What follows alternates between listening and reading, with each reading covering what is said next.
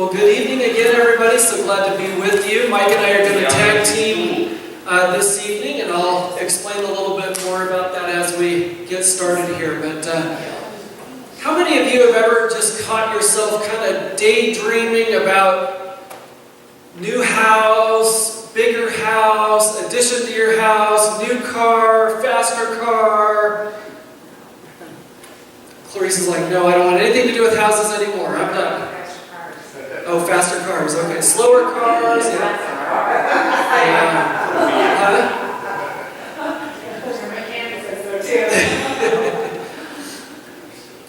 Well, probably about 6-7 years ago, we did a addition on our home, and I remember even after Jen and I got married, when Mike and Clarice were telling us about the home that, Jen was familiar with it because she had lived there, but I hadn't lived there before. And I remember Mike even telling us, you need to take this part of the house and turn it into this master suite and do this and do this. And you ought to put this in the house. And I even caught Mike a few weeks ago trying to talk us into digging out our backyard to put a swimming pool back there. So, you need to have a swimming pool. When I was a kid, we had a swimming pool. The swimming pool would be great. I was like, okay, Mike, I appreciate your vision for our house, but I don't know if I share that. All the visions that they said that we did. I know, that's the truth. So see how powerful vision is. So that's what we're covering this evening is vision. Now, if you've ever had the opportunity, and I've not, the closest I've gotten to envisioning a new home was when we did that big renovation. But it was amazing to bring someone in who had the eyes to see what it could look like. Have you ever watched one of those fixer-upper shows where they take this house that's crooked and falling apart, and they're like, oh, this could be an open concept dining room, and this could be, a big, galley kitchen here, and this large island here. And I don't know how they see that. I don't see that. I just see a rundown piece of junk. But in the end, it turns out to be something pretty spectacular. Well, this evening, we all know that in order to get from a vision to reality, there's a lot of steps in between, right? One of the biggest steps is putting together a blueprint. If I just told my friend Cole, who's a contractor, Cole, I want you to do this, and this to the whole house and have it done in a month. He just kind of laugh at me, depending on how large the project would be. He's like, no, it doesn't work that way. I've got to draw up some plans. I've got to get my materials together. I've got to get my crew together, figure out who's going to be working on this project. We've got to get all the permits from the city taken care of. We've got to do this one step at a time, one step at a time, one step at a time. And I get so impatient. I want it all at once. But if you are anything like me, sometimes it's hard to be patient. You want it all at once. And we've been talking for the last year about where we need to go with new beginnings, getting a vision 2020 for new beginnings. And one of the things I dream about for new beginnings is to see a lot of new faces. And I was even dreaming while we were singing this evening of having a baptism service out here in the parking lot. And just getting a big old horse tank together and having about 10 or 12 people that just came to know the Lord in the last year baptized next summer. I was like, how cool would that? Talk about a way to be bold and witness to our neighborhood. What are those crazy people doing with a horse tank and all these people getting wet in the middle of a parking lot? We're baptizing people. We're celebrating the new life that comes in Jesus. I don't know, call me crazy. I love to dream big, but I'm not always really great at putting the plans together. So we've taken a year with new beginnings to dream big, to dream boldly, to pray boldly, asking the Lord to give us a new heart, a new focus, a new vision, a clear picture of what He wants for us going forward. So when we reach 2020, we'll start to really see the effects of what we're talking about this season of our life in 2018. So I'm going to begin with just putting together some blueprints for a new beginning, an action plan. And then Mike is especially going to talk about some of the specific things that we want to see start to happen here in the next few months ahead of us. So in order to get to this vision, we've got to really get a phrase in mind. And I felt like this phrase really captures what all we've been talking about. When we picture what 2020 could look like for new beginnings, when we picture whether it's a great big retreat, whether it's a baptism in the parking lot, whether it's a thriving middle school ministry, whatever we dream of, in order for that to be a reality, we've got to concisely put it to words. We've got to put the blueprint together. I want a 5-bedroom, 4-bath, craftsman-style house with open concept, granite countertops, and a huge kitchen island.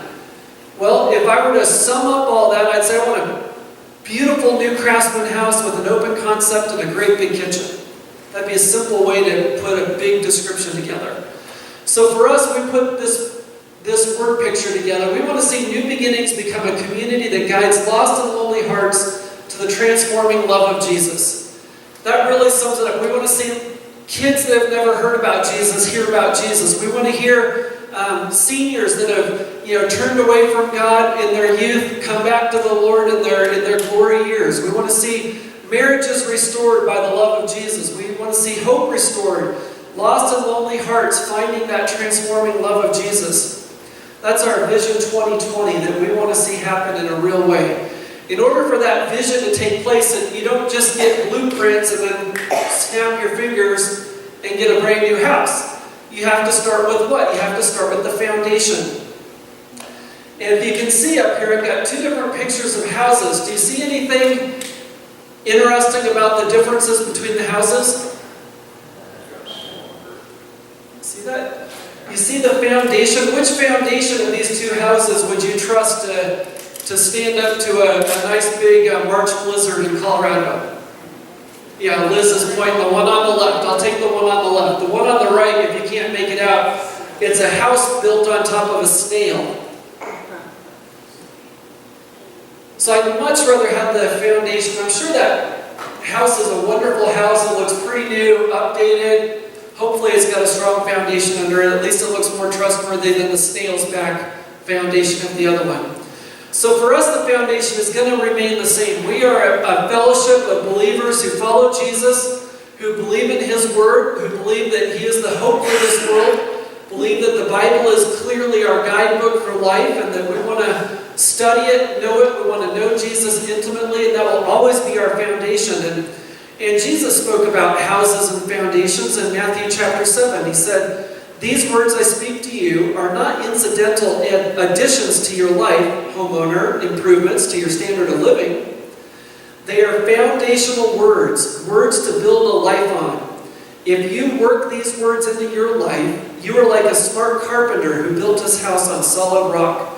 Rain poured down, the river flooded, a tornado hit, but nothing moved that house. It was fixed on the rock. But if you just use my words in Bible studies and don't work them into your life, you are like a stupid carpenter who built his house on sandy beach. When a storm rolled in and the waves came up, it collapsed like a house of cards." That's why we want to continue our focus on the foundation. The foundation is absolutely critical to any 2020 vision that we get. And in order to see a house come to life, if you've seen these houses up by Wash Park that have been scraped and then rebuilt into these gorgeous mansions, I mean, it's just amazing. But what they have to start with is the foundation. Then they have to frame up the exterior walls. And so for this analogy of the exterior walls of New Beginnings are the following. So the north and south wall for New Beginnings is our mission and our strategy. You know, the mission of Jesus is the same. Go and make disciples of all nations, baptizing them in the name of the Father and the Son and the Holy Spirit, and teaching them to obey everything that I have taught you. That is always going to be the mission. That's a foundational mission. The strategy to make that happen is going to be very similar. It's going to be reach. What do I say every week that we're here to do the following things? We're going to reach hearts, transform lives, and change our world. That's our strategy. Each point of those is a different part of our fellowship life, our existence, the things that we do, are each focused on one of those 3 things. That's our north and our south. That's our compass points. If we keep true north as true north, following the mission of Jesus to go and make disciples, teaching them to obey everything that He has taught us to live by, that's our strategy. That's our mission. Those are our north and our south. You could say our motives, our east and our west, as we look to the mountains in our beautiful state of Colorado, we're looking west and we're getting inspired by the mountains. They're calling our name. They're saying, come, take a hike, go for a hike. You don't need to go to work today. Go for a hike. Go spend some time up here. Go fishing in a beautiful glacier lake. Go spend some time with the elk and the deer up at Rocky Mountain National Park. The mountains inspire us, so our motives inspire us. We want to be inspired with a burden for the lost, inspired with intimacy with Jesus, and inspired to love out loud, to make sure that we are loving people loudly, boldly, reaching into our community with the love of Jesus in a big, bold way. That's what motivates us. That's what should get us excited about when we talk to other people out. Why should they come to New Beginnings? These are the reasons why, because we're excited about this. And then our east is looking out into the horizon and saying, okay, how do we know if we're on the right track? We'll know that we're on the right track when we see continuous stream of guests joining us week after week after week. Guests in the neighborhood, guests that are your neighbors, whether you live in Englewood or Littleton or Aurora or Lakewood or wherever you might be. We'll know that we're on the right track, not just giving of financially, it's so much more than that. We can give of our time and our talents. You know, when people are excited to dive in and help with the children's church, when people are excited to go and reach into the neighborhood and meet practical needs. And then finally, we'll be measuring if we're going. Are we doing anything? Or are we just sitting here in the pews week after week, but we're not going? We're not going to make disciples. We're just sitting here. So let's connect this strategy a little bit more practically. Reaching hearts. That's what we do here each and every week in a worship service. We come together basically 1 hour out of your week. Out of the 168 hours of the week, we spend approximately an hour here on Saturday nights, and we want to invite Jesus to come and reach and grab a hold of our hearts. We want him to come and reach a hold and grab a hold of hearts that have never known Jesus. And we want him to renew and grab a hold of our hearts no matter whether we've been walking with Jesus for a week or a year or for 100 years. We want him to come in. And so what we want to see happen each and every week on our weekend worship times is that guests will come, they'll connect to the heart of the gospel, and then they'll return the next week. That's when we know we've had a win. We'll see a stream of guests joining us week after week. They'll connect to the gospel. They'll connect to the worship. They'll say, this is where I meet with Jesus. God's got a hold of these people, and I want more of this. And I'm bringing my friend, my neighbor, my coworker with me next week. And the best way to do this is up for grabs. It might be changing time or location or music or technology. The next part of our strategy is the transforming lives piece. We believe that in order for Jesus to transform us from the inside out, in order for us to no longer conform to the pattern of this world, but to be transformed by the renewing of our minds, that it's going to take groups, it's going to take life on life, it's going to take connecting to groups so that we can transform into missionary disciples. Not just sit in the pew disciples, but that we'll see everything in our life as a mission opportunity. We'll see our job as a mission opportunity. We'll see our volunteer in the community as a mission opportunity. We'll see our time at our working with the kids or doing outreach in the community. We'll see everything as a missionary opportunity. And like I mentioned, we do this with life groups together, with groups of people together, as well as on an individual basis. And then the third part of the strategy is to go and change our world. To change our world starting in our own home and going beyond. If your own address says that you live in Littleton, then in your four walls in Littleton, we want to see you changing that world. Beyond that, that might be your next door neighbor. It might be in your job in downtown Denver. It might be in Englewood, wherever you live, and then wherever you work or go to school, wherever you go from there, we want to see this world changed. You know, we live in a gigantic metropolitan area, and the world is coming to us. We don't have to necessarily always think about going to Ethiopia or Timbuktu because they're coming to us. And it's amazing to have this opportunity to go and change this world. And so the win for this is to get out of the pew and to be a blessing in the community in practical ways, sharing the love of Jesus. In order to do this, though, we might just need to put some idols on the side. It's really tempting to let our own preferences become idols. The idols of the past. The past is always better than the future. The idols of methods. Well, this isn't the way we did it in church 20 years ago, so why don't we do it that way? Idols of positions. Who cares what the job position name is? We've got to put that to the side. We just have to all get on board with reaching the hearts of the lost and the lonely. We need to put aside the idolatry of comfort. Oh, it just isn't comfortable to learn new songs. It's not comfortable to reach to my neighbors who don't know Jesus. It's not comfortable. We've got to put comfort off to the side. It's not about comfort. We've got to stop idolizing the church building. We've got to start idolizing only Jesus as who is going to lead us forward.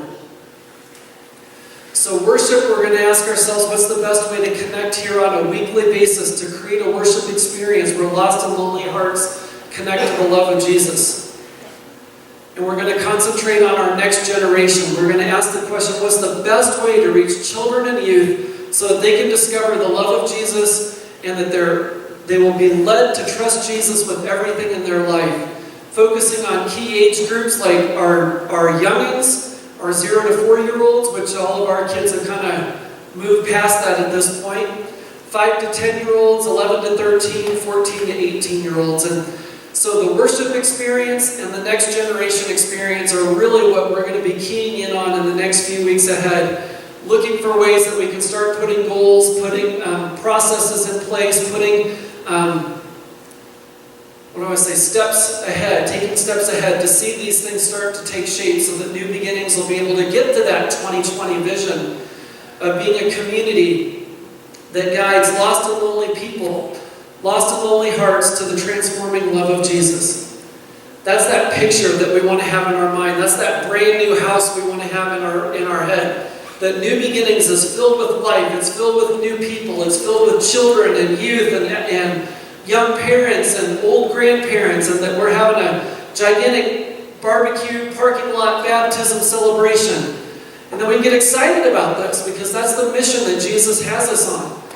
And so I want to invite Mike to give us a little bit more details into some things that he wants to share with us, some things that give us some action steps as we begin to move forward.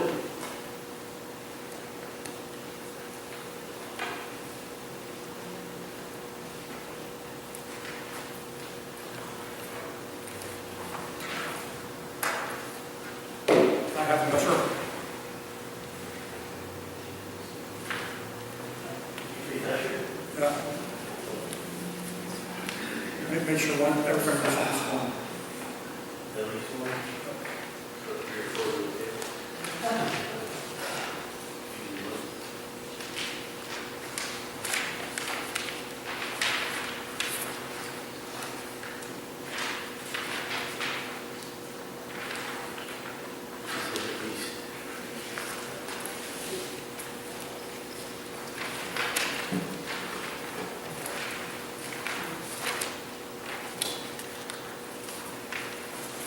While the passing is out, I want to introduce my friend again, John.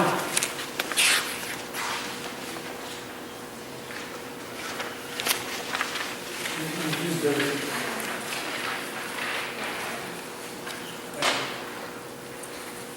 what this is our prayer focal points in coming months. There's basically 4 weeks a month, but sometimes you get 3 days in 2 months consecutively, 3 extra days. That creates a 5th week. But basically, the first Sunday of the month, we'll pray for God to increase our intimacy and passion for Him, and passion for the mission of New Beginnings. In the second week of the month, the second prayer focal point, and so on, until you get to the 4th week. And then if you have a 5th week that month, just go ahead and pray for everything. All right? The reason we're putting that out first, if we don't pray, seriously pray, nothing's going to happen. We are entering into a partnership with the King of Kings and the Lord of Lords. He will do His part. Will we do our part? That's the question. And what is our part? That's what I'm talking about. We've tossed all kinds of ideas around. One idea is the prayer focus. We're going to do that. Because we have to come at this thing with faith. Does God do what he says he's going to do? Let's find out. Philippians 4:13. I can do all this through him who gives me strength. It's a promise. I can do all things through him who gives strength. God. Lord God, but specifically. Pardon me? That's where that works. We are asking our church to step up to the plate and make your prayer life committed to this outreach effort. We always have prayer for health needs, financial needs, relationship needs, all kinds of good stuff like that. And there's nothing wrong with that. That's important to do that. But how often do we pray for our lost loved ones? How often do we pray for the lost neighbor? How often do we invite them to church? How many times have we tried? Or have they said no one time and we just give up? I've been in this ministry business 43 years. I'm starting my 44th year doing this. If I've learned anything in this ministry business, that God answers fervent, diligent prayers. He's a rewarder of those who diligently seek him, Hebrews says that. I've had miracles of prayer come true that you can only count as being the Holy Spirit. I would remind you of a couple of stories that most of you have heard, most of you have probably forgotten. There was the time when Randy Stanton started to come to our church in the late 80s. A lot of you don't even remember Randy, some of you might. Randy, a wonderful man of the Lord. And I felt led in my heart that somewhere, somehow, we should find a place of ministry in the church for him. And so I prayed about it for months. I couldn't resolve the issue. So I took a day off, half a day anyway, and drove up to Evans Peak, Mount Evans, for the sole purpose of praying for Randy's future. I wasn't going up there to pray for anything other than Randy's future as it related to the church. Meanwhile, Randy was tossing and turning about his future. I didn't know that. I had no idea. He was wrestling with going to seminary. He was wrestling with what the Lord was calling him to ministry, perhaps the music ministry. He didn't know. I drove up to Mount Evans. Let me ask you this. How many of you have ever been on top of Mount Evans? How many of you have done it more than once? Twice? 3 times? Okay. What is the likelihood that you would run into a friend up there the particular day you went? I've been in Mount Evans twice. 2 times I've been out here in Colorado. I never saw anybody up there that I knew. Until the day came that I wanted to pray for Randy. I drove up to Mount Evans. Randy had decided to go to Mount Evans that day. I did not know that. That Randy was going to pray for his future about ministry and so forth. I was up there to pray about Randy's future too, about ministry. He had no idea I was going up there. I had no idea he was going to go up there. We ran into each other in the parking lot. Rolled down our window and went, Randy, Mike, what are you doing here? Well, what are you doing here? That is not a coincidence. How could you think it would be? Lord's timing alone is a miracle. I said, well, Randy, I'm prepared to pray for your future. Well, I'm prepared to pray for my future too. God answers prayers, folks. We've seen our church go downhill the last 5 years, particularly the last 3 years. It wasn't always like that. We're in our 9th year now as a church.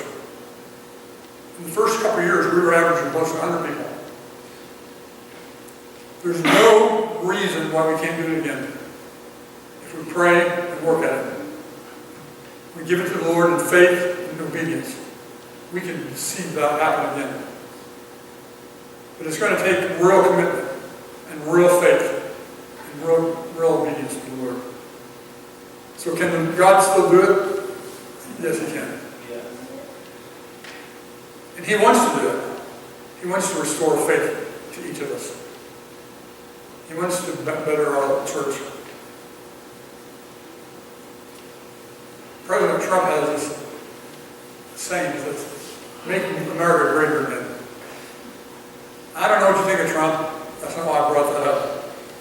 But I like that little pitch, make America great again. I went to a ministers' conference back in July, a year ago. They had t-shirts that said, "Make church great again." I picked one up. I meant to wear it tonight, but I forgot. But I'll bring it to church one day, at least expect it. Yes, the Lord will do it. Another vital point that we need to hit on. The window of opportunity is narrowing day by day. My humble opinion is this. The Lord is coming back to be like that. I believe, for anybody to look at the facts, we would have to come to the conclusion that we are in the end times. I could be wrong. It might be another 5,000 years. But I don't believe that. I believe the Lord is coming back a lot sooner than we think. The urgency of the hour demands that we do something about it.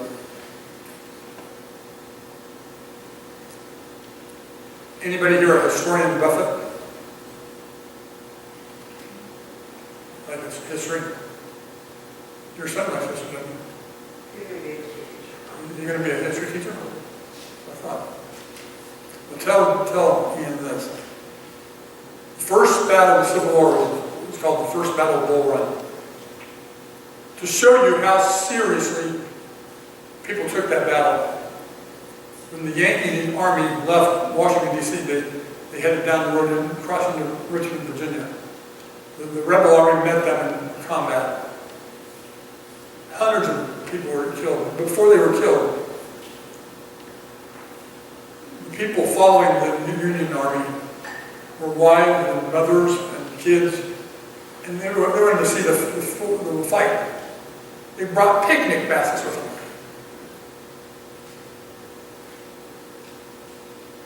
Now, would you say they took that battle very seriously? I wouldn't think so. They take a picnic basket to a war. The last thing they did that day was they're on their horses, they're on their little carts, and getting their horses out of there. Bullets are flying right over their head. We are at a time, picnic baskets are not going to cut it. We need real savor of it. We need to wake up.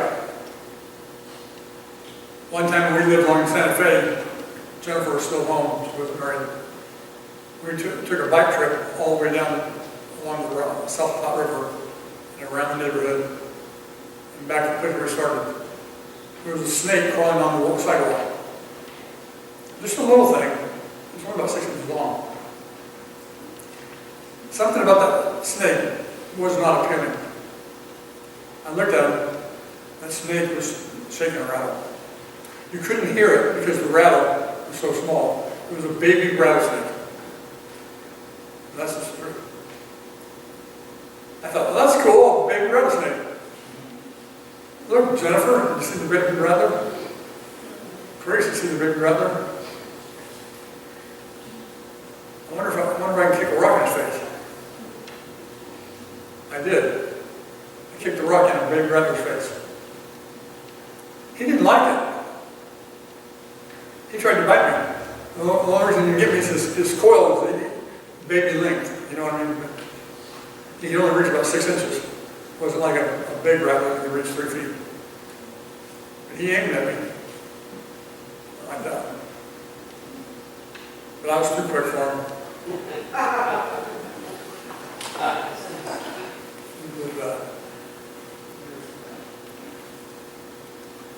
Jesus is very well aware of the fight we're in. Satan appeared as a serpent to Adam and Eve. Satan will appear as a serpent to you and I. He will do anything he can to frighten you out of being in the position that you're the Lord. He doesn't want you to be intimate with the Lord. That was an amen. High tech. The devil will stop at nothing to mess up your relationship with the Lord. He'll attack your family.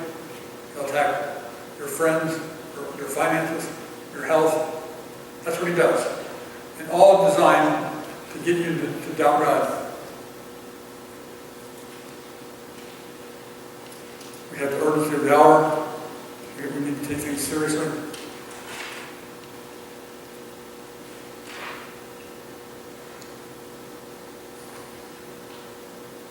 We need to be Spirit-led. This is where we part company in our little committee. Everybody has an opinion about what's the best thing to do. One thing we've agreed on is this. This is to be from the Lord to Lord. Everything we do from this moment forward has to be designed with that goal in mind. It's about God's glory. Not about my glory. Not about my comfort. It's about God's glory. God's being honored. We've come up with some ideas. I'm not going to share them all tonight, because there's too many, and we prioritize some. The first one, I want to be very candid with you. When you first hear it, you may think, what? Are you kidding? In the last 6 to 9 months, our finances have actually been good most of the time. But we've had bills that have stumped us a little bit. We've sent out a message or two, and the church has responded very favorably. We've kept our bills up to date, current. But you arrive at the conclusion that you don't want to send out requests for money all the time. Nobody should have to do that. But we've had to do it. And again, as I said a moment ago, church, that's you guys, have been very, very blessed. Blessed church that you're giving. For a church that has like 45 to 50 people, we bring in a lot of money. But we see a new need in the church. When we first started New Beginnings 9 years ago, we had a ton of children. We had a big youth group. First couple of years, we were averaging over 100 people. Or right at it. I remember one Sunday, worship day, Saturday night, whatever. We had over 200 people. But slowly but surely, people have left. Not out of anger, but out of restlessness, I think. I think a lot of the folks thought when Pastor Mike announced that he was coming back, we were going to have a building right away. That has not turned out to be where God wants up to this point. Now that may change sometime, but up to this point now on the calendar, the door of having a building is not opened up.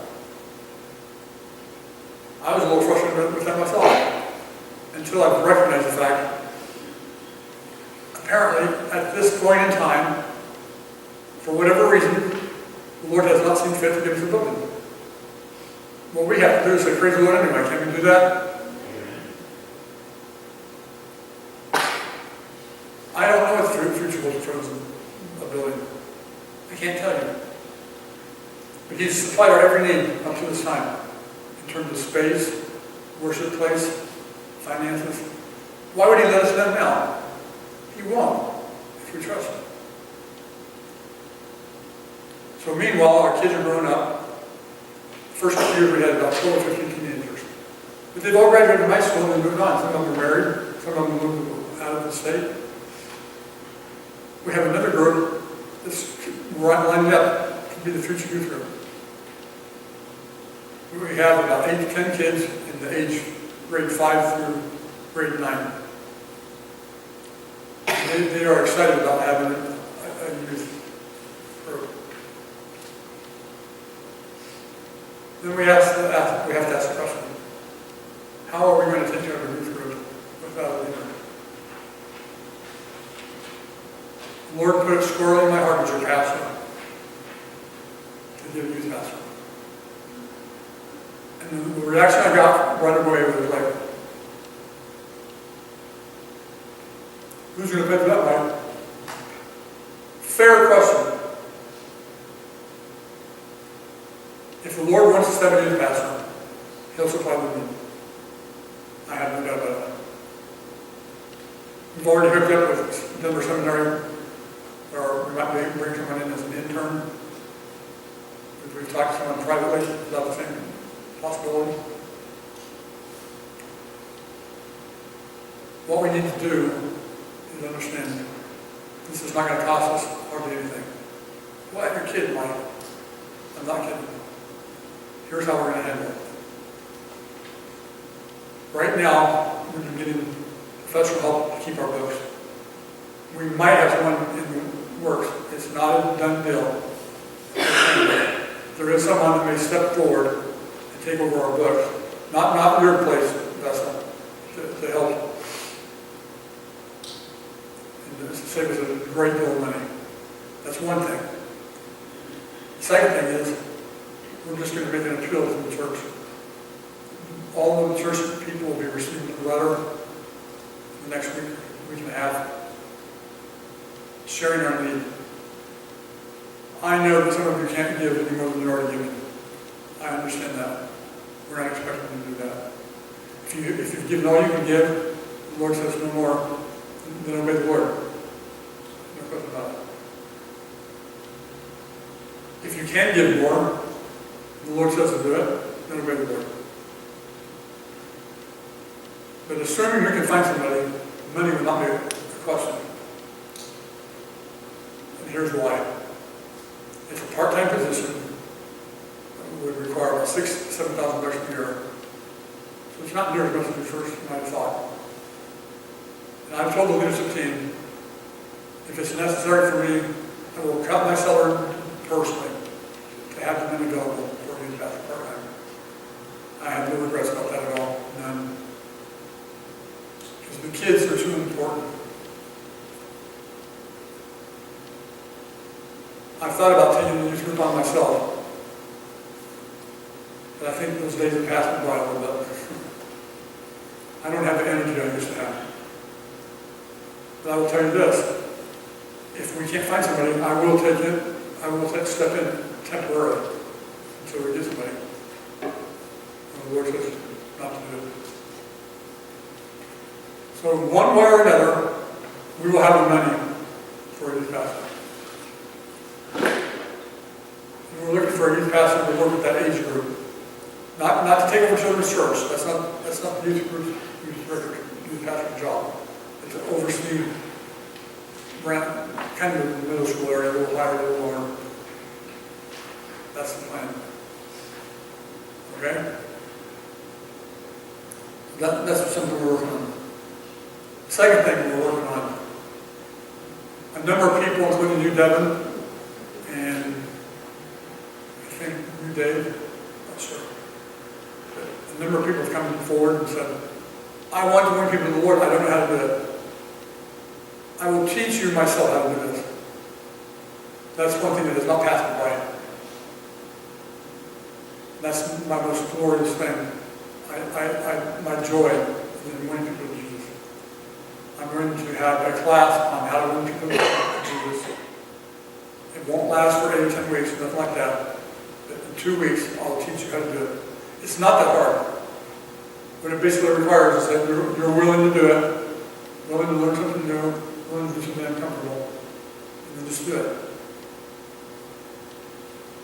And if the Lord senses in your heart that you really want to learn to win people to the Lord, He will bring people to you. It's good to go to people, and I firmly agree with that. But sometimes the Lord brings people to us. One time when I was in college, I was driving down the street for a Sunday night service at the church. There was a guy walking down the street the other way, other direction. And the thought flashed in my head, stop my turn and go pick that guy up. I didn't know who he was. For all I knew, he stabbed me to death or something. I don't know. So I just kept going toward the church. After all, I was going to worship. That's a worthwhile thing, right? Think of worship. I told him about that. He said, turn the car on, Mike, and go back and give the guy a ride. Okay. I turned the car around. I saw where he run down the street. I pulled up alongside him and rolled down the car window. I said, hey, buddy, are you looking for a ride? I didn't stop to think. If this had been 2018, 40 years ago, I have no idea what people would have thought. I asked him, I said, where are you going? I'm heading home. Where do you live? It's on the other side of the city. Well, let me give you a ride. Without hesitation, he jumped in. Started talking. And I pulled away from the curb and I was heading toward his house. And then in my spirit I said, Lord, what do I do with this guy? What's the answer here? Tell him about salvation, Mike. Oh, I can do that. You sure you're going to do that? Absolutely. By the time that young man was at his home on the doorstep, he was a born-again believer. I had never met the guy in my life. I am not patting myself on the back. I was willing to leave my comfort zone and take a chance, and I'm glad I did. I fully expect to see that guy in heaven someday. I haven't had contact with him for 40 years.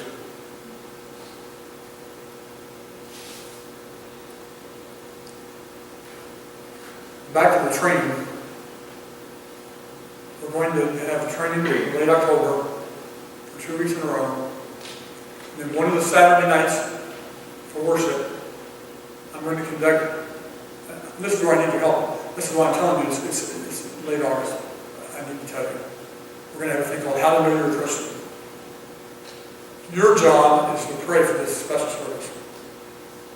And your job is equally to invite people. If you pray and invite, and really pray with expectation, anticipation, and you go into this meeting all prayed up, and you invite people to the side of that meeting, I have no doubt whatsoever that we'll see a bunch of people find the Lord. That's something else we're going to do to try to do. So that's a couple ideas we're tossing around that we're looking to do. We're looking at other things too. But it's exciting to be in God's Word.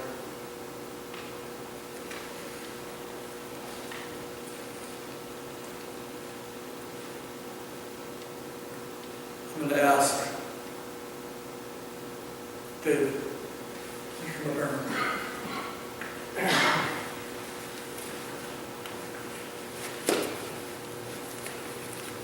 Would you pray for the church? And after David's in front praying, we'll have a heavenly song.